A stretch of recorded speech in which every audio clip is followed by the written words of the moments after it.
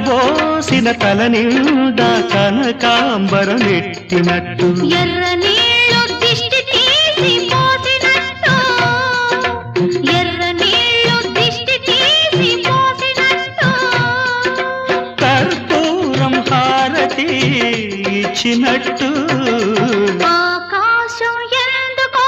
పచ్చబడ్డది ఆ నడుమ బొట్టేమో ఎర్రబడ్డది వీచే గాలుల తాకిడి సాగే గువ్వల అలజడి రమ్మని పిలిచే